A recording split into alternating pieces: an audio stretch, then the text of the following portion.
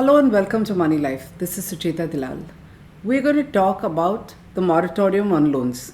As you know, when the government announced a hard lockdown, people who had borrowings were told that they needn't pay for 3 months. There was a moratorium on their payment, which means that for 3 months, nobody is going to hassle them to pay, but their interest clock would keep running. Now, a few people have gone to the Supreme Court and have said that interest has to be waived.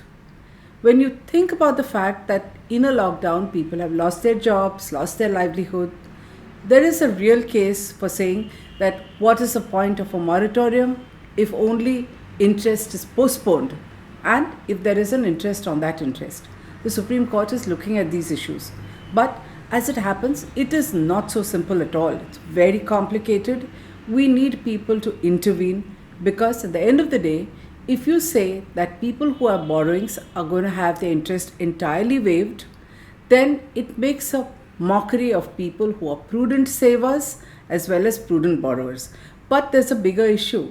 One, that a set of people who have borrowed from banks or who have borrowed from NBFCs may get a break if there is one. But a whole bunch of people who actually desperately need support. These are the poorest people who are probably paying the highest interest rates.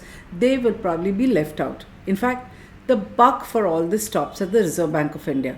The RBI, as the banking regulator and supervisor, actually ought to have been deeply involved in this and have presented a very nuanced approach looking at all the stakeholders and their conflicting interests and presented it to the Supreme Court instead of a bunch of borrowers running and making a case. Remember, judgments ultimately are dependent on what is presented before the Supreme Court. Now, the RBI doesn't seem to have done too much. Of course, it's involved as a party. It has to be there before the court. The Indian Banks Association has intervened. This is like a cabal of bankers which will protect their interests. They've got the All India Bank Depositors Association to issue a letter to the Reserve Bank of India. This is interesting.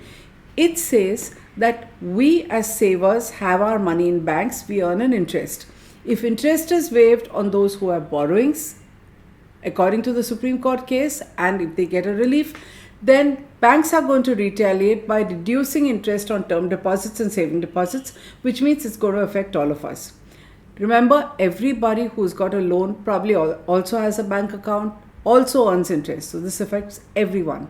So the All India Bank Depositors Association stand is correct, but very, very narrow and limited to one set of people. Again, it doesn't take into account the whole picture.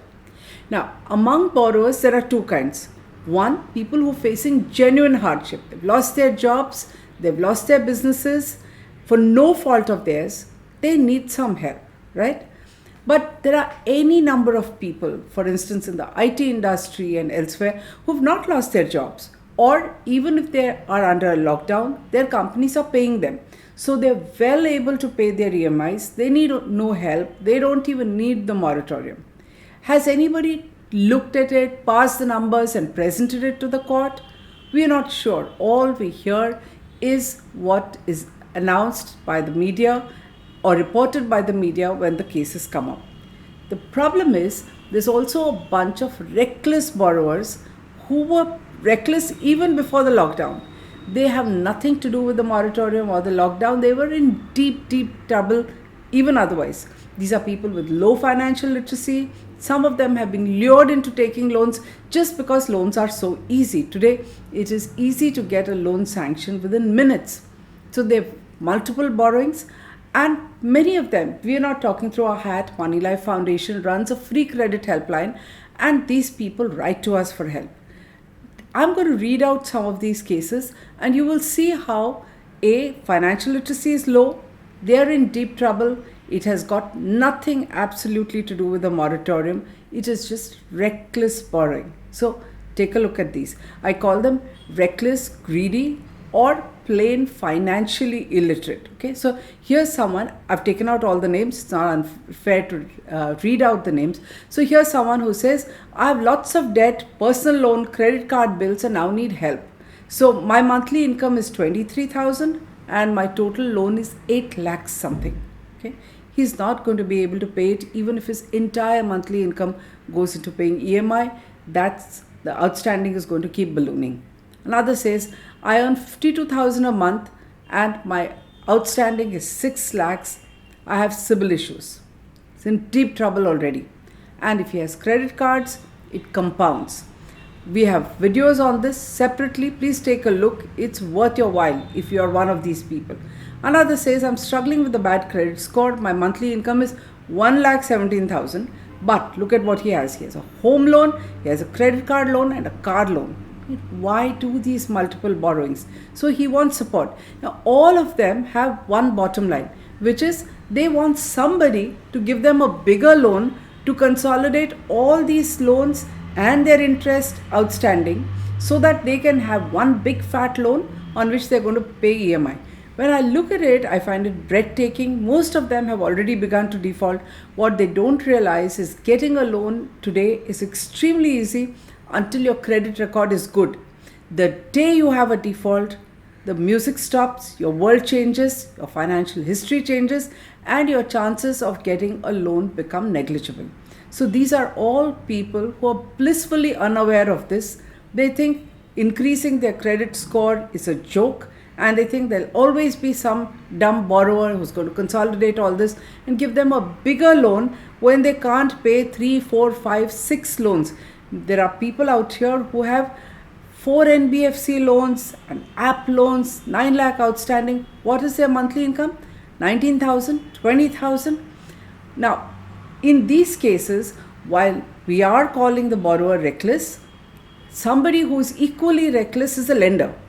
What business do these lenders? These are smart, educated people with big algorithms and fat salaries who have to do calculations, who have access to credit scores. It was their job to ensure that they do not give multiple loans to people who do not have the means to repay, right? Now, if all this lands up in the Supreme Court and there's a blanket waiver of some kind, even these lenders benefit.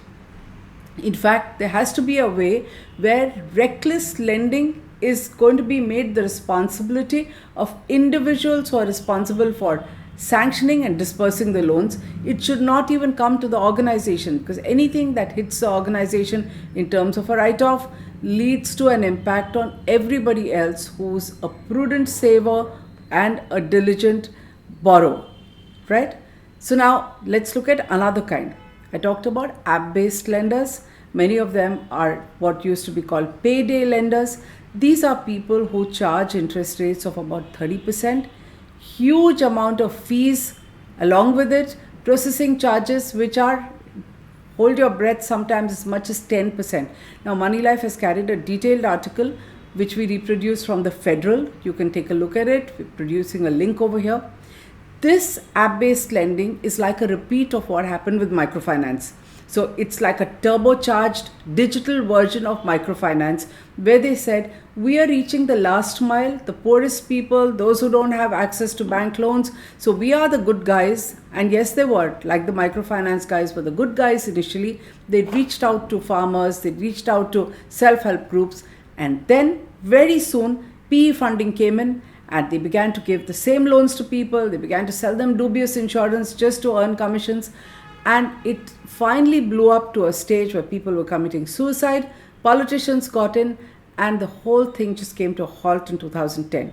Now, app-based lending is going the same way. Everybody allows it to happen because they're giving you loans in minutes. Just an Aadhaar card and identity proof is enough. The app does something which people don't know when they're borrowing, which is that it downloads all your friends, relatives. It downloads sometimes what you're doing, where you're going, so that they're able to track you. When you stop paying, all this kicks in. They begin to call people, they're harassing calls. Then it's nothing but a recovery mafia. And people are tremendously humiliated, harassed, their families are called, and they're pushed to return money that they don't have. These people are completely helpless. They are outside the system.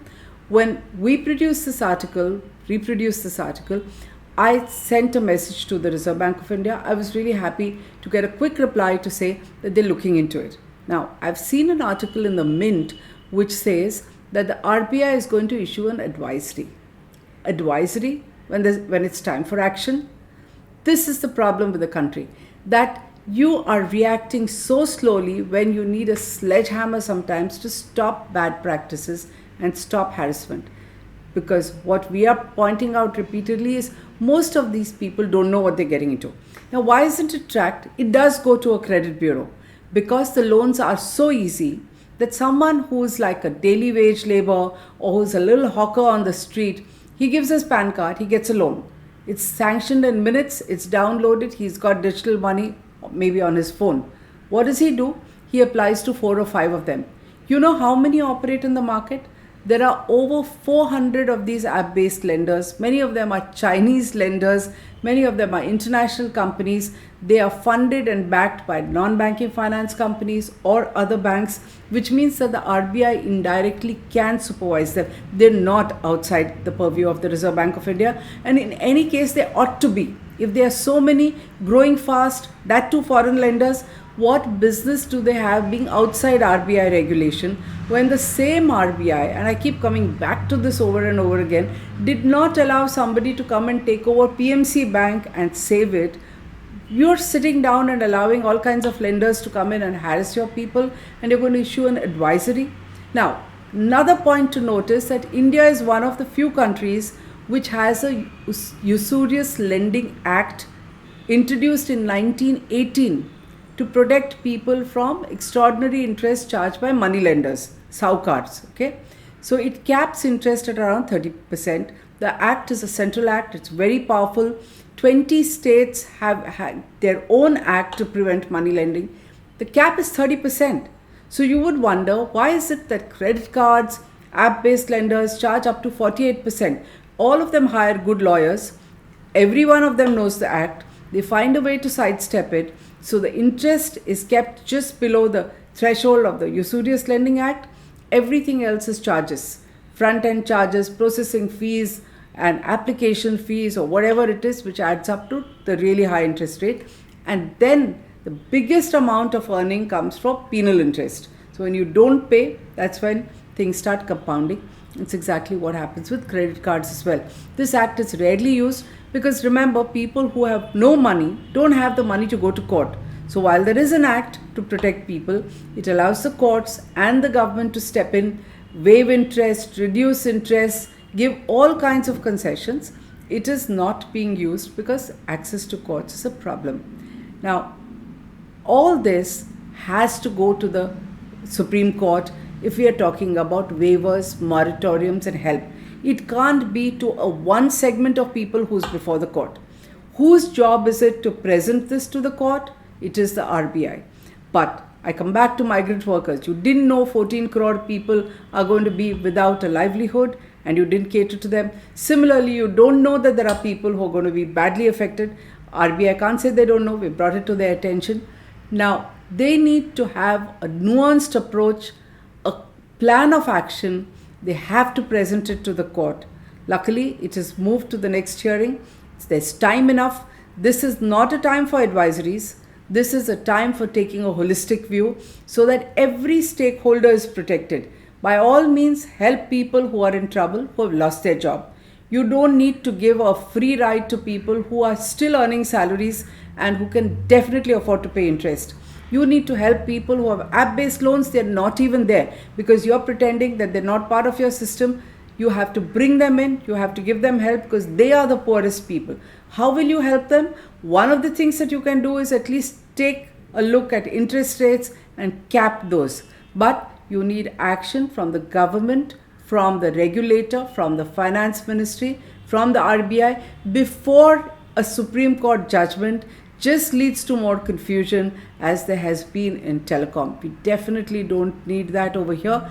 Those of us who are prudent savers, who have diligently paid back every one of our loans, however high the interest rate, you can't make us look foolish either. So wake up RBI, let's see some action. Thank you.